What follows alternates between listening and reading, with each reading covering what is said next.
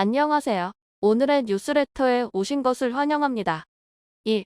비극이 일어날 수 있다. 2. 인도의 터무니없는 주장. 3. 비밀 기술이 발표되었습니다. 한번 진실을 알아봅시다. 인도는 사업하기 정말 힘든 국가입니다. 말로는 다 되는 국가이지만 실상은 아무것도 없는 국가입니다. 사업하시는 분들은 많이 조심하셔야 합니다. 계약 잘못하면 수렁에 빠져 빚더미에 앉을 수도 있습니다. 인도에 나가 사업하시는 분들 정말 존경스럽습니다. 한국이 수십조 원에 달하는 역대급 규모의 잠수함 수출에 성공할 것 같습니다. 거래 대상은 자원대국 호주인데요. 현재 호주는 자국의 신형 재래식 잠수함 도입 사업을 추진하고 있습니다. 즉, 현 세대의 가장 강력한 디젤 잠수함을 만들 신뢰할 수 있는 파트너를 다급하게 찾고 있습니다. 모커스에서 제공한다는 원잠에 꽂혀서 무리하게 기존 사업을 뒤엎었다가 발생한 잠수함 쇼크를 수습할 구원투수를 찾는 것입니다. 그런데 놀랍게도 2022년 10월 현재를 기준으로 호주를 구원할 수 있는 나라는 전 세계에서 대한민국이 유일합니다. 이는 절대 과장이 아닌데요. 왜냐하면 현재 호주에게 잠수함을 팔 수 있는 나라 중 호주의 입장을 가장 맞춰줄 나라가 대한민국뿐이기 때문입니다. 따라서 호주가 만약 재래식 잠수함 사업을 재개한다면 한국이 사업을 수주할 가능성이 매우 높습니다. 하지만 세상에는 공짜가 없습니다. 모든 사업에는 자칫 잘못했다가는 큰 피해를 볼 수 있는 리스크가 존재합니다. 일단 수주에 성공하면 무조건 대박처럼 보이는 호주의 잠수함 도입 사업에도 이런 리스크는 존재합니다. 그 이유는 바로 조건입니다. 현재 호주는 만약 디젤 잠수함 도입이 재개될 경우 완전한 기술 이전과 더불어 모든 잠수함을 호주 조선소가 호주에서 건조해야 한다고 주장하고 있습니다. 심지어 중국에 대응해야 하니 빨리 만들어야 한다는 기한까지 붙였는데요. 그래서 과도한 기술 이전과 무리한 건조 일정을 무턱대고 맞춰주려다가 버는 돈보다 무언가를 더 잃는 참사가 일어날 수 있습니다. 심지어 최근 비슷한 일도 있었는데요. 바로 인도의 P75I 사업입니다. 이 사업은 총 사업 규모가 13조 원에 달하는 인도의 라이선스 잠수함 도입 사업이었습니다. 하지만 인도의 말도 안 되는 요구를 은 기업들이 수지 타산이 맞지 않는다며 입찰을 포기했고 결국 2022년 10월 현재 사업 폐기에 대한 논란이 일고 있습니다. 그러니까 호주가 제시할 조건이 부담하다면 호주의 잠수함 도입 사업 역시 인도의 P75I 사업처럼 사업이 파탄날 수 있다는 것이며 무턱대고 사업에 참가한 한국이 피를 볼지도 모릅니다. 그러나 반대의 의견도 있습니다. 이런 식으로 위험을 피하다 보면 결코 성공할 수 없기 때문인데요. 세상에 공짜는 없으며 도전 없이 일확천금을 버는 것은 불가능합니다. 즉, 큰 돈을 벌려면 어떤 일이든 시작을 해야 하는 것은 당면한데요. 그러니 호주의 잠수함 도입 사업은 위험하더라도 시도해야 할 사업이라는 뜻입니다. 게다가 호주가 내건 조건을 잘 활용하면 오히려 엄청난 혈맹을 얻으면서 한국이 큰 이득을 취할 수 있습니다. 하지만 이렇게 말씀드려도 팁 배경을 모른다면 공감하기 쉽지 않으실 텐데요. 그래서 준비했습니다. 오늘은 한국이 호주에 잠수함을 파는 게 잃는 것보다 얻는 게 더 많은 이유에 대해 알아보겠습니다. 만약 지금 당장 호주가 재래식 잠수함 도입 사업을 재개할 경우 사업에 참여할 수 있는 나라는 크게 세 뿐입니다. 바로 독일, 프랑스 그리고 한국뿐인데요. 이외에도 일본, 스페인, 러시아 역시 사업에 참가할 수 있으나 러시아는 호주의 적성국인데다 지금 전쟁 중입니다. 그리고 스페인은 요구 조건을 만족할 군함을 건조할 수 있는 능력이 없으며 일본은 기술 이전을 하지 않는 것은 물론 도입한 무기의 수리를 일본에서 해야 한다는 황당한 조건을 걸어 호주의 관심에서 멀어졌습니다. 그리고 남은 독일, 프랑스 중 프랑스가 제시할 수 있는 유일한 선택지인 쇼트핀 바라쿠다는 척당 건조 단가가 4조 원이 넘어 호주가 이전 잠수함 사업을 깨버린 원흉입니다. 따라서 호주는 오직 한국과 독일 하나를 선택해야 하는데요. 그러나 독일은 호주가 요구하는 3,000톤 이상의 최신식 디젤 잠수함을 건조한 경험이 없습니다. 수출용으로 설계한 216급 잠수함이 있으나 이는 어디까지나 설계에 그쳤고 실적에 있는 수출용 잠수함이나 독일해군의 잠수함은 2,000톤조차 되지 않는 소형함입니다. 그러므로 현재 호주가 원하는 잠수함을 제공할 수 있는 나라는 오로지 한국뿐입니다. 만약 호주가 이번에 재래식 잠수함 도입을 재개하더라도 이전의 시천 사업에서 호주가 내건 조건인 기술 이전과 호주 조선소에서 잠수함 생산을 그대로 요구한다면 우리는 이 사업의 최종 후보가 될 확률이 높은데요. 하지만 대한민국은 이 사업 참여를 신중히 할 필요가 있습니다. 바로 비슷한 케이스 중 매우 안 좋은 사례가 있기 때문입니다. 그 사례는 인도의 P75I 사업입니다. 곧 다가올 2022년 12월에 인도에서 60억 달러, 우리 돈 8조 5천억 원 상당의 초대형 잠수함 도입 사업 P751의 접수가 마감됩니다. 하지만 세계 방산기업들의 반응은 냉담합니다. 후속 지원까지 고려하면 13조 원이 넘는 막대한 이득을 취할 수 있음에도 아직까지 사업 참여를 검토 중인 기업은 전 세계에서 한국의 대우조선해양과 스페인 나반티아뿐입니다. 게다가 나반티아의 경우 인도가 요구한 잠수함 성능과 사업 조건을 충족할 기술이 없으므로 현재 인도와 잠수함 사업을 진행할 수 있는 나라는 한국이 유일합니다. 그리고 모든 조건을 만족한 한국의 디메이도 사업 철수를 검토 중입니다. 평상시 한국 방산기업이 남들이 안 한다는 사업을 도맡아 하며 성장했다는 것을 떠올려보면 이는 굉장히 이례적인 상황인데요. 그런데 이 사업의 뒷배경을 살펴보면 그럴만하다는 생각이 듭니다. 제일 문제가 되는 것은 요구 성능입니다. 인도 해군은 P751로 획득할 잠수함이 최대 10,000km의 항속거리를 가졌으며 30일 이상 수중에서 작전이 가능하고 60일 동안 보급 없이 장기 작전이 가능해야 한다고 요구했습니다. 그리고 이 요구 조건을 만족시키기 위해 급속 충전이 가능한 고출력 저소음 발전기, 리튬 배터리, 첨단 AIP를 조건으로 달았습니다. 그런데 러시아와 스페인이 제안한 잠수함은 기술력 부족으로 이 조건을 만족할 수 없습니다. 2022년 10월을 기준으로 이 조건을 최소한이나마 충족하는 현역 잠수함은 지난 3월 9일 취역한 일본의 타이게이급 잠수함 일본함 타이게이뿐입니다. 이외에는 독일의 216급, 프랑스의 쇼핀 바라쿠다, 한국의 도산 안창호급 배치 2등이 있으나 도산 안창호급 배치 1을 제외하면 다른 나라들의 잠수함은 아직 수주조차 안 된 상상 속 군함입니다. 그래서 독일은 설계뿐인 216급이 아니라 216형을 축소해 싱가포르에 수출한 218급으로 사업 제한을 변경하는 일도 있었습니다. 한마디로 인도가 요구하는 조건 중 하나인 지금 당장 실물이 있는 잠수함을 원할 경우 사실상 일본만이 인도와 협상할 수 있습니다. 그런데 문제는 일본도 충격적이게도 그나마 실툴이 있는 타이게이조차 인도군의 요구를 완벽히 충족하지 못한다는 것입니다. 인도가 장시간 잠수에 꼭 필요하다며 필수 조건으로 내건 연료전지 AIP가 없기 때문인데요. 그러므로 인도가 요구하는 모든 조건을 충족하는 잠수함은 현재로서는 2026년 해군에 인도될 도산만 창호급 배치 2가 유일합니다. 하지만 황당하게도 이렇게 대단한 잠수함을 만들 수 있는 한국조차 인도의 요구를 들어줄 수 없습니다.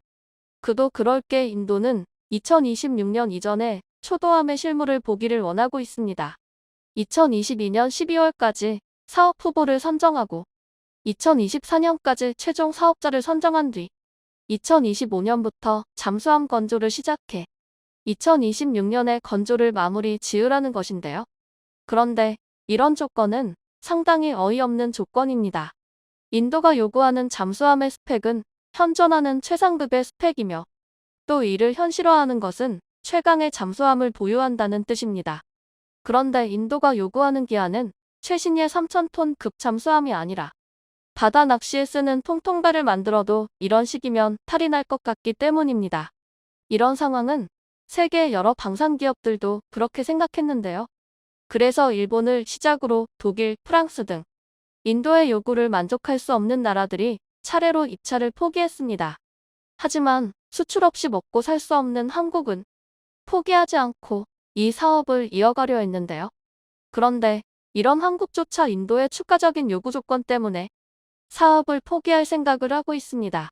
대체 인도의 조건이 뭐길래 수출이면 자다가도 깨는 우리 기업조차 학을 떼는 것일까요? 그 조건은 바로 라이선스 생산과 기술 이전, 그리고 품질 보증입니다. 인도는 이번 사업 이후 완전 국산 잠수함을 만들고 싶어 합니다. 그래서 잠수함 건조 과정에서 모든 기술을 제공해야 하며 잠수함을 인도에서 건조해야 한다고 주장했습니다. 인도 조선소에서 잠수함을 직접 만들어봐야 다음 잠수함을 제대로 국산화할 수 있다고 생각한 것인데요. 하지만 이건 인도의 입장이고 한국이 보기에 인도의 조건들은 날강도가 따로 없는 것입니다. 그 이유는 잠수함의 잠자도 모르는 인도 조선소의 직원들을 데리고 세계 최강의 첨단 잠수함을 2년 만에 건조하라는 건 돌덩이를 황금으로 바꾸란 말이나 다름없는 언지입니다. 더군다나 인도는 불과 2년 만에 만들어진 잠수함에서 하자가 발생하면 그 책임을 사업을 수주한 기업이 져야 한다는 황당한 조건까지 걸었습니다. 이래서야 사업이 제대로 될 턱이 없습니다. 이 때문에 현재 인도에서조차 P75I 사업을 접자는 이들이 많습니다. 그런데 이런 문제들은 호주가 잠수함 도입을 재개했을 때 똑같이 발생할 문제입니다. 호주 조선소의 노동자들은 능력은 없으면서 파업을 일삼는다는 평이 많고 기술 이전 역시 무리하게 요구할 게 뻔합니다. 인도보다 훨씬 돈을 많이 주고 사업 기간이 비교적 길다는 게 그나마 위안거리지만 아무래도 불안감을 느낄 수밖에 없습니다. 하지만 다행인 것이 호주와 한국의 방산협력은 인도와 한국의 방산협력과 근본적인 차이가 있습니다. 바로 국가의 특성입니다. 사실 인도는 자원도 많고 인구도 많아 잠재력이 큰 국가입니다. 그래서 기술 이전을 받아 국산 잠수함을 만들면 모든 것을 스스로 할 생각을 하고 있습니다. 반면 호주는 자원은 풍부하나 사람이 적어서 모든 일을 스스로 할 수 없습니다. 그래서 호주는 무조건 기술을 달라고 윽박지르는 인도와 달리 여러 조건을 걸고 계속 같이 일할 파트너를 찾고 있습니다. 그러니까 단 한 번만으로 잠수함을 사고 팔고 할 끝낼 관계가 아니라 이후로 계속 함께 잠수함을 공동 개발하고 생산하며 남아가 모든 방산 분야에서 함께 사업을 추진할 영구적인 동맹을 구하는 건데요. 이런 호주에게 자원은 없지만 뛰어난 기술과 사람은 있는 대한민국이라는 나라는 최고의 파트너입니다. 게다가 호주와 한국은 이미 K9 생산 공장을 호주에 건설하며 본격적인 안보 협력을 추진 중이며 레드백 등 추가적인 방산 협력이 추진되고 있습니다. 뿐만 아니라 중국이라는 공통의 적을 두고 있으며 서로 거리가 멀어 영토를 두고 다툴 일도 없습니다. 따라서 한국과 호주가 미국이 주도하는 파이브 아이즈처럼 함께 무기를 개발하고 생산하는 사이가 된다면 양국 모두 이익을 얻을 수 있습니다. 다시 말해 한국은 자원을 값싸고 만정적으로 공급받을 수 있고 호주는 부족한 인력으로 모든 무기를 개발하려 애쓰지 않고 선택과 집중을 할 수 있게 되어 두 국가가 함께 무기를 도입함으로 개발 실패의 부담을 줄이고 양산 비용을 크게 낮출 수 있습니다. 일례로 만약 호주와 한국이 KF-21N이나 중형 항모 도입을 함께 추진한다면 금전적으로는 무조건 손해일 게 뻔한 KF-21N과 중형 항모의 도입이 꽤 할만한 사업이 됩니다. 그리고 이런 거래는 앞서 말씀드린 양국 상황을 파져봤을 때 호주의 지각 변동이 일어나 양국의 위치가 바뀌지 않는 한 수십 년이고 이어질 수 있습니다. 이 정도라면 수십조 원어치 무기를 제값 받고 수출하면서 약간의 기술을 이전하는 사업이라면 충분히 해볼 만한 사업이라고 국내 군 전문가들은 말하고 있습니다. 뿐만 아니라 오커스 동맹 국가들은 중국의 세계 패권 야욕을 한국이 어느 정도 해소해 줄 것이라고 생각하고 있는데요. 이 때문에 한국을 끌어들이겠다며 만간힘을 쓰고 있습니다. 쉽게 말해 잠수함 사업의 조건을 한국이 유리하게 골고 갈 수 있다는 것입니다. 부디 이번 호주의 차세대 잠수함 사업에서 한국의 현명한 선택이 이뤄지길 기대하겠습니다. 지난 8월 3,000톤급 장보고 3일본 함인 도산 안창호함이 본격적으로 우리 영해를 지키는 임무에 투입된 사실이 전해졌습니다. 최근 그 도산 안창호함이 세계 최장 잠항 기록을 세웠다는 소식이 전해지며 화제가 되었는데요. 도산 안창호함이 국내 기술로 개발한 수소 연료 전지 탑재로 세계 최장 잠항 성능을 보유할 수 있게 된 사실이 알려지며 잠수함 수출에도 청신호가 켜졌습니다. 한편 미국이 한국의 핵잠수함 보유에 대해 미온적인 태도를 보이자 한국이 재래식 잠수함으로 핵잠수함에 버금가는 3세대 잠수함을 만들어 또 한 번 화제가 됐는데요. 연이어 개발된 신기술로 심지어 핵잠수함 자체가 갖고 있던 한계마저 뛰어넘을 수 있다는 소식에 한국의 3세대 잠수함 사업에 대한 전 세계의 관심이 쏠리고 있습니다. 그와 더불어 최근 국제 분위기상 3세대 잠수함 사업의 이후 방향이 핵잠수함 건조로 추진될 가능성 역시 커지고 있다고 하는데 그 자세한 내용 알아보도록 하겠습니다. 우리 군 최초로 잠수함 발사 탄도 미사일 SLBM을 탑재한 3,000톤급 장보고 31번 함인 도산 안창호함이 지난해 취역한 뒤 올해 8월 본격적으로 우리 영해를 지키는 임무에 투입됐습니다. 도산 안창호급은 우리나라 최초의 3,000톤급 잠수함으로 기존의 독일 기술을 도입해 만든 장보고급 손원 1급과는 달리 설계부터 건조 모두 우리 기술로 이뤄졌다는 것에 큰 의의가 있습니다. 원자력 추진이 아닌 재래식 방식이지만 공기부려 추진 체계 AIP를 탑재해 몇 주 동안 수중 작전을 할 수 있는데요. 최근 도산 안창호함이 세계 최장 잠항 기록을 세웠다는 소식이 전해지며 전 세계의 관심이 집중되고 있습니다. 3,000톤급 장보고 3배치 1 성능의 핵심은 국내 기술로 개발한 수소 연료 전지가 탑재됐다는 것인데요. 그로 인해 잠항 작전 중에도 전력을 생산할 수 있는 시스템을 갖춰 20일이 넘는 세계 최장 잠항 성능을 보유할 수 있게 되었죠. 그에 따라 탐지하거나 공격할 수 있는 여유 기간도 늘어나 대한민국의 작전 능력이 대폭 향상될 수 있었습니다. 또한 국산 수소 연료 전지는 기존의 공기를 사용하는 연료 전지보다 효율을 높여 독일 제품보다 성능이 뛰어나다는 평가를 받고 있는데요. 장보고 3배치 1에 탑재된 수소와 산소의 양만큼 물속에서 계속 잠항하면서 전기를 생산해 추진하거나 배터리를 충전하는 데 사용할 수 있기 때문입니다. 이러한 사실이 전 세계에 알려지면서 잠수함 수출에도 청신호가 켜졌습니다. 최근에는 인도와 호주에서 잠수함용 연료 전지가 탑재된 잠수함 건조 문의가 이어지며 해외 시장 진출을 앞두고 있는데요. 친환경 고성능 연료전지 개발로 적에게 노출되지 않고 바닷속에서 오랫동안 작전을 수행할 수 있게 되어 동북아 등 해양 세력의 변화까지 주도하고 있습니다. 그러나 핵잠수함에 비하면 여전히 그 한계가 극명해 아쉬움이 남습니다. 핵잠수함의 경우 재래식 잠수함에 비해 속도가 3배 이상 빠르고 더욱 은밀하게 기동할 수 있으며 이론적으로 퇴역할 때까지 잠항이 가능하기 때문인데요. 최근 한국에서 그 한계를 극복할 수 있는 기술이 연이어 개발되며 분위기가 급반전되고 있습니다. 국방과학연구소에 드는 고순도 수소를 잠수함 내에서 직접 생산해 잠항 성능을 높일 수 있는 기술을 독자 개발하는 데 성공했습니다. 최근 전력화되고 있는 잠수함은 잠항 시간을 최대한 늘리기 위해 고효율 연료 전지를 탑재하고 연료 역시 고순도 수소를 사용하는데요.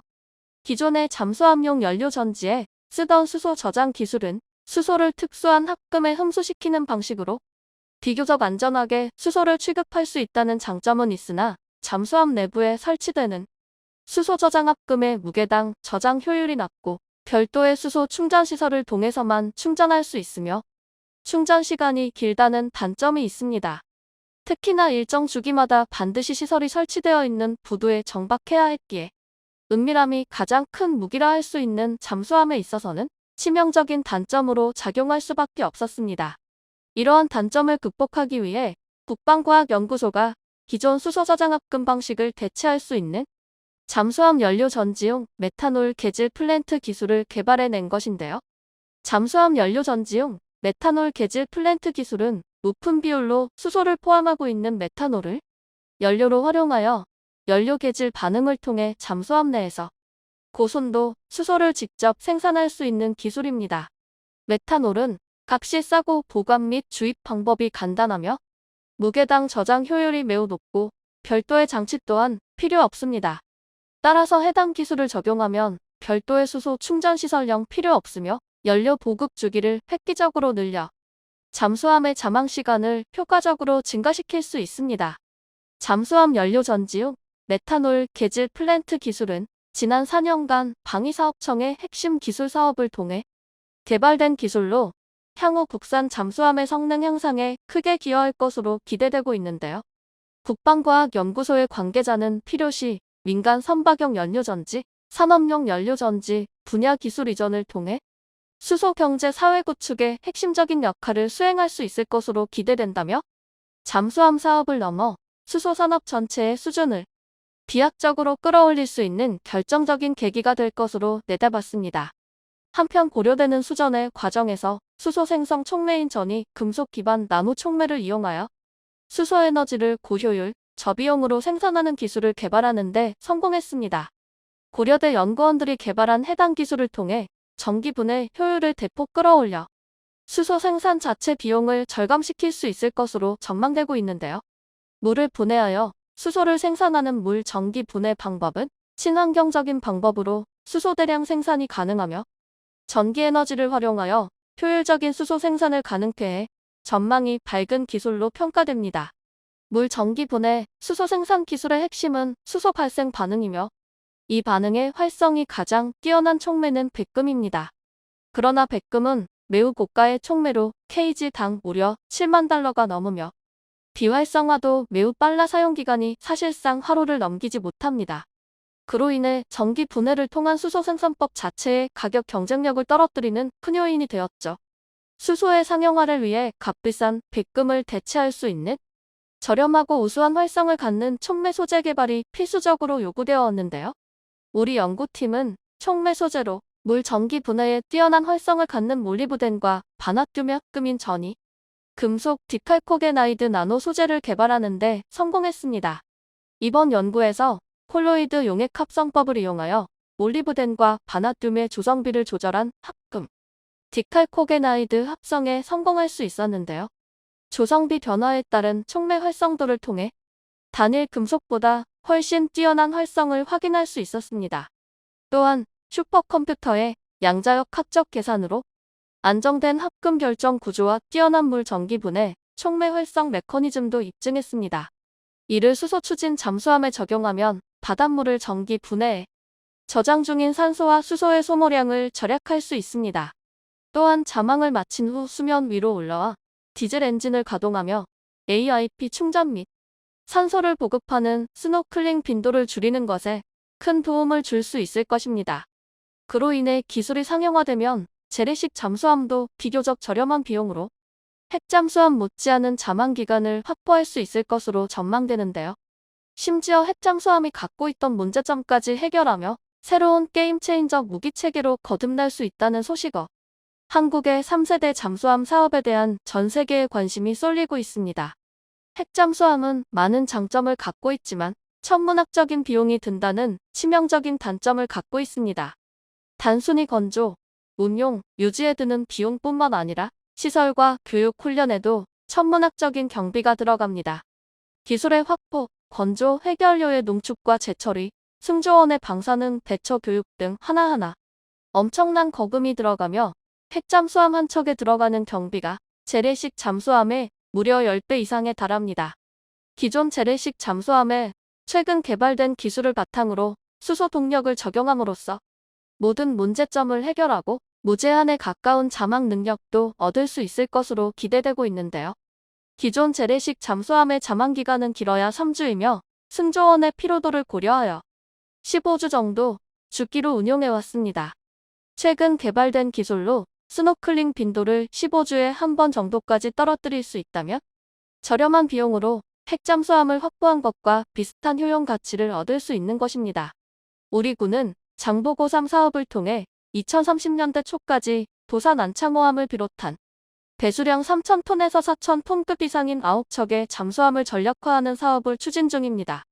이 중 1에서 3번 한 배치 1은 연료전지식 AIP 추진 체계를 4에서 6번 한 배치 2는 리튬이온을 사용하는 개량형으로 건조될 전망이며 4,000톤급으로 추정되는 7에서 9번 한배치3은 아직 추진 방식이 결정되지 않은 상태입니다.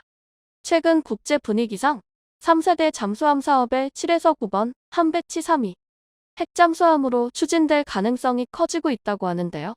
그동안의 관행으로 볼 때 핵잠수함에 관한 연구 개발은 이미 많은 진척이 되었다고 추정할 수 있습니다. 오쿠스 동맹이 결성되면서 탈원전, 비핵화를 선언한 호주가 미국의 권유로 버지니아급 원자력 잠수함을 획득한다고 발표했는데 한국의 핵잠수함과 관련하여 직간접적으로 영향을 미칠 것으로 예상됩니다. 또한 뉴욕타임즈 등 외신에서는 한국의 핵추진 잠수함 도입 가능성을 점치는 기사들이 잇따랐으며 디플로맷, 포린 폴리시, 랜드 연구소 등은 한국이 독자적 핵잠수함을 설계 건조할 능력이 있다고 말합니다. 미국 의회에서도 북한이 핵잠수함을 개발한다고 밝혔고 중국을 견제하는 데에도 필요하므로 한국의 핵잠수함 보유를 인정하자는 여론이 나오고 있는데요. 미국의 외교 군사 전문지 더 디플로맷은 미국은 한국의 핵잠수함에 대한 열망과 필요성을 지지해야 한다는 사설을 공개했습니다. 한 군사 전문가는 우리 국민들은 2030년 전에 우리 손으로 만든 핵추진 잠수함을 볼 수 있을 것이라고 장담했는데요. 핵잠수함 도입 여부를 떠나 이미 세계 최고의 잠수함 기술력을 획득하는데 성공해낸 것 같아 앞으로가 더욱 기대됩니다. 마지막으로 뉴스레터를 팔로우해주셔서 감사합니다. 영상이 도움이 되셨다면 구독과 좋아요 부탁드리며 가장 멋진 하루를 보내시기 바랍니다.